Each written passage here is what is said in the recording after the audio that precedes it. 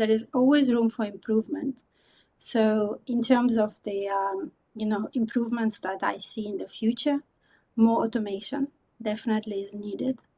More use of AI capabilities, because AI is becoming so smart now. And even if I need to write, some summaries, it can just write summaries much better than I can. And that is really, really interesting, exercise. And automated monitoring, as I said.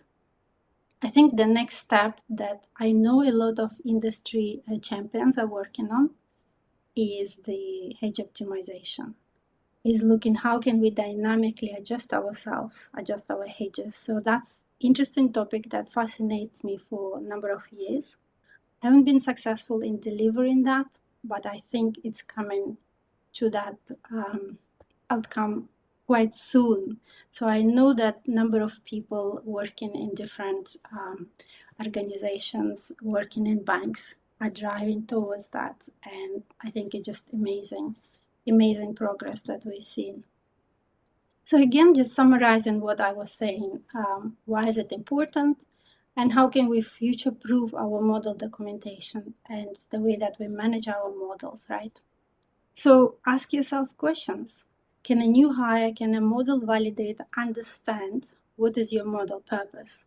What is the usage? What are the limitations? And what is the methodology, the basic thing?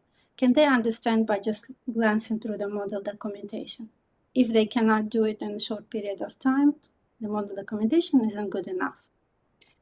Then do we mention in our model documentation, what do we do in crisis, emergency situations? So that is also something very important. And can we defend our model assumptions? So my recent experience was where regulators actually questioned a certain model.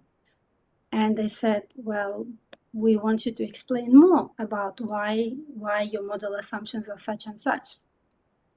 So I was very proud because we had such a great model documentation and we had very good analysis that we could present to the regulator and defend why our assumptions are not exactly in line with what they would expect, but they make a lot of sense for our business model. So that's, again, it again helps you to be confident in your model, and also be confident that you can sustain the scrutiny from the regulators. Then also, of course, regulators have certain expectations. So they run so-called TRIMs. So they do some independent model reviews. And we need to make sure that documentation is well written from the business perspective. But they also can, help to cater for different readers and with different purposes and things in their mind, right? Well, are we using, natural language generation to create insights from outputs? Can we actually use the model outputs? And can we make sure that we use the AI to assist us? But it can never replace humans, in my view.